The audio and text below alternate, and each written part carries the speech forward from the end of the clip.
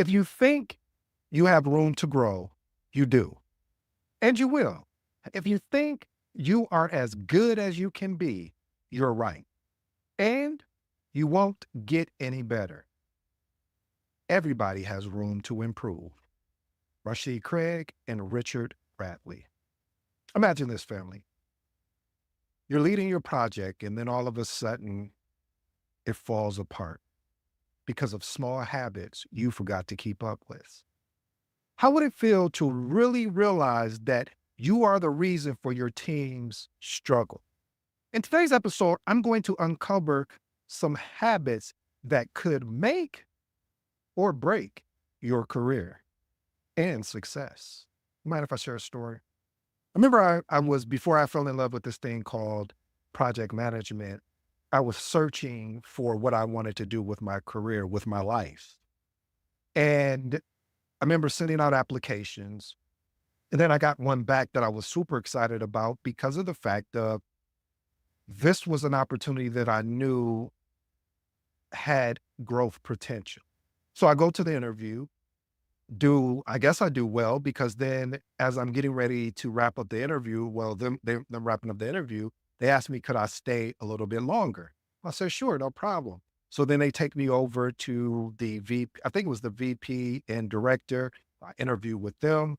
I guess that went well because then they asked me, could I stay a little bit longer? Then they put me through this simulation. And in this simulation, it was chaos. I mean, pure chaos. There were issues, or I should say, there were problems that were coming up at the same time. My phone was ringing at the same time. Somebody was bringing in a piece of paper that I needed to read and sign off on. At the same time, I was getting the instant message.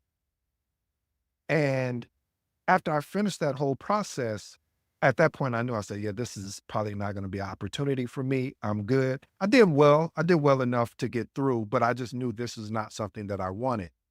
But I had to ask that probing question, as most of us curious people do, and say, why did you put me through that simulation if I had no experience in what the role that you were going to eventually have to train and or coach me on? And they said to me something that was powerful. They said, number one, we wanted to see how you handled pressure and not having the skill set to do what you needed to do. How were you going to respond? Were you just going to get so frustrated that you just got up and walked out?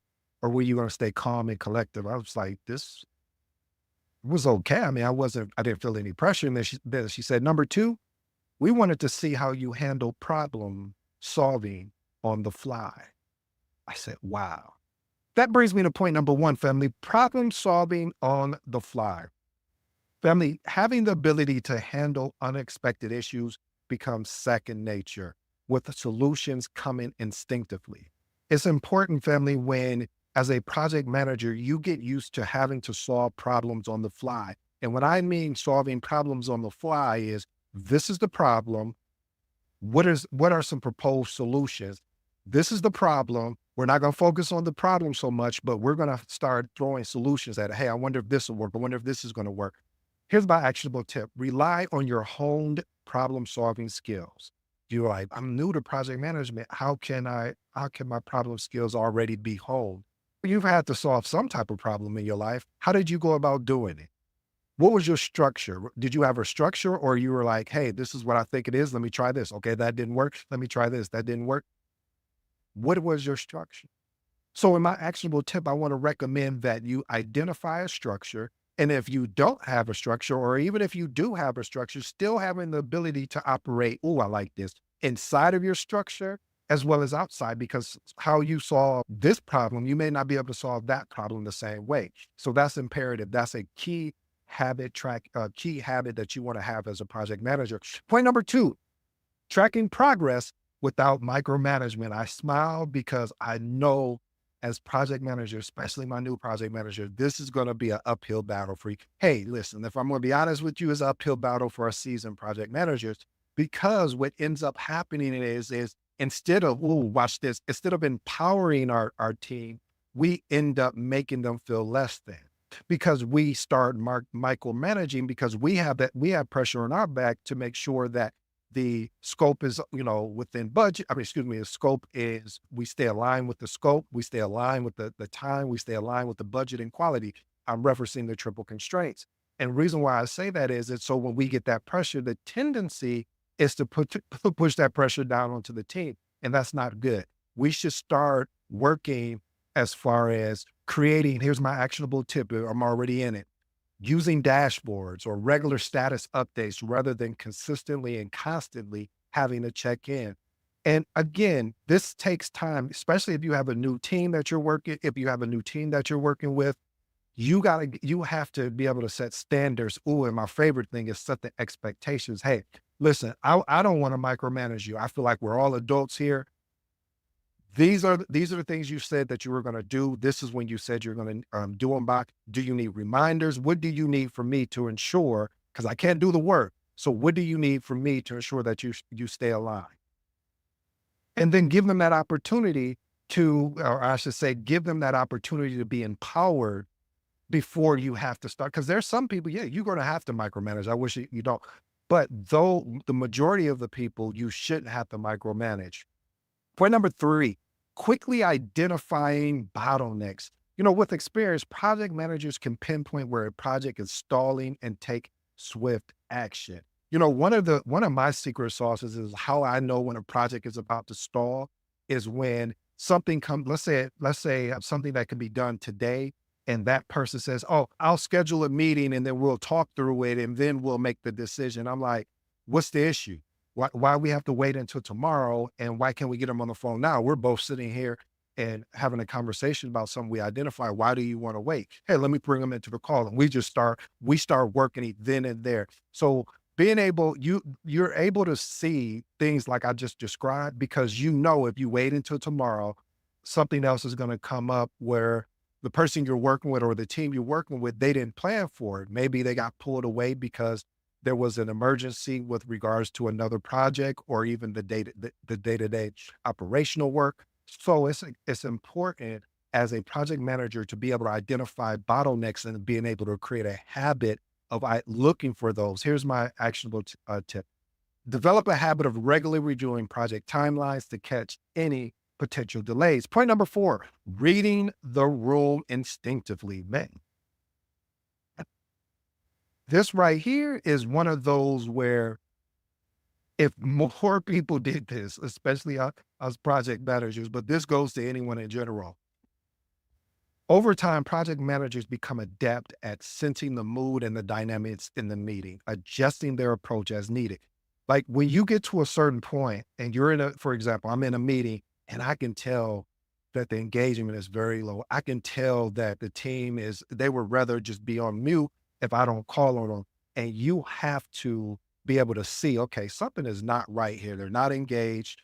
Uh, I'm doing all the talking. Okay, you just start calling on people. Here's my actionable tip. Use these instincts, your wisdom and experience to gauge when to intervene, motivate, or change courses. This is something, family, over time, you'll develop this habit and it's going to be very useful for you, especially in meetings.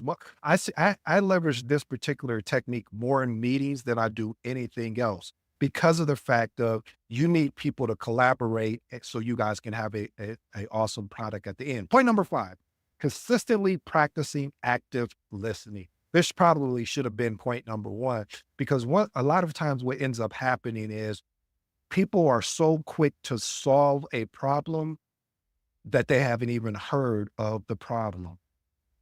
Did I just step on somebody's feet? Okay. So what I mean by that is that as I'm sharing the problem with you, instead of listening to it clearly to pick up any signs of maybe things that we could use to solve the problem, right away you're already looking to solve the problem in your mind, and you haven't even given me a chance to articulate what the actual issue is. So then you start doing surface problem solving instead of root problem solving.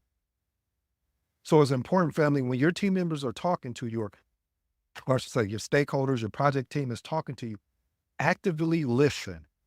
And actively listening is paraphrasing what you also heard as well. Here's my actionable tip. Focusing on listening without planning your response and summarizing what you heard to ensure understanding. Point number six, be deliberate with meeting agendas. Again, be deliberate with meeting agendas. Having a well thought out agenda can make meetings more effective but but this can be neglected in the rush to get things done. I'm gonna be honest with you, family. Putting meeting into the agendas together are very useful, but they're also frustrating. I'm just being transparent with you because you know what happens if you haven't. Let me break it down to you. So you put a meeting to agenda together, people show up to the meeting. The first question that they ask is, what's this meeting about? Now, you send out the meeting agenda before the meeting or a day before the meeting. You put the meeting agenda in the actual invite, and that question comes up. Now, as a new project manager, what most new project managers would do, they would get mad and frustrated. And the only reason why I know, because I've done it. I've done it multiple. I've even done it as a seasoned project manager, and I had to check myself and say, wait a minute, I didn't get the message out in front of them clear enough for them to understand. So one of the things that you want to do, actionable tip, is spend 5 minutes before each meeting reviewing and refining the agenda to ensure clarity. Another thing that I would also recommend, send the agenda out maybe 5 or 10 minutes before the meeting. If you leverage a platform like Asana or Teams, I'll talk Teams, Microsoft Teams, but I would also create a group chat and send the agenda in there because you know that's going to get their attention faster than an actual email will. Point number 7, blocking time for deep work. As a project manager, you need to create deep focus sessions so it can help you tackle complex project tasks, as well as it can block time off for you to be able to focus on any foreseen or unforeseen issues or risks that may be coming your way. Here's my actionable tip. Reserve at least 2 hours per week for uninterrupted work on critical tasks. I would recommend doing 30 minutes a day, or if that's too long, do 15 minutes so you can just do quick check-ins with yourself. Point number 8, consistently updating stakeholders. Keeping stakeholders informed is critical, but it's easy to deprioritize when things get hectic and crazy. I know I've experienced it. So my recommendation is or I say my actionable tip is set up automatic reminders on your calendar so that you'll know to send weekly updates and share a snapshot of progress and concerns. Here's my bonus for you today, family. And then I'll give you my transformational remarks and I'll let you be on your way.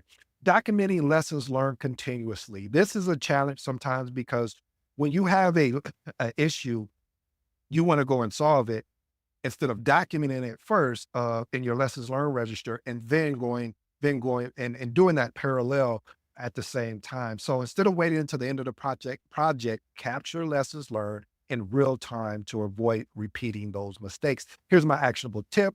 Dedicate at least 10 minutes or even 5 to 10 minutes of each meeting to discuss key takeaways, identify if there's any lessons learned that we can add to our lessons learned register to ensure that we don't repeat those same mistakes, or we can also help our fellow project manager out who may have a similar project than us that they can borrow our lessons learned register and learn from it.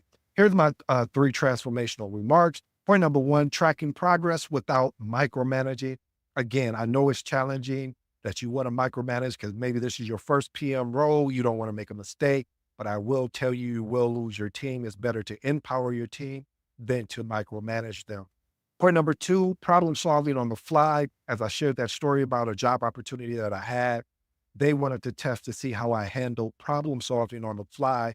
In so many words, did I become distracted and stressed and, just threw my hands up? So I would recommend, or my actionable tip would be, rely on your own problem solving skills and ensure that you find ways to have a structured approach and a unstructured approach to solving complex challenges. And my last and final transformational remark is consistently practice active listening, being able to not fall into the trap of just hearing your team instead of actually listening to your team and then taking the time to summarize and or paraphrase what you heard from them. Family, I hope you enjoyed today's episode. I go by the name of ED. For all you smart and intelligent folks out there, that just simply means Ed. Until next time.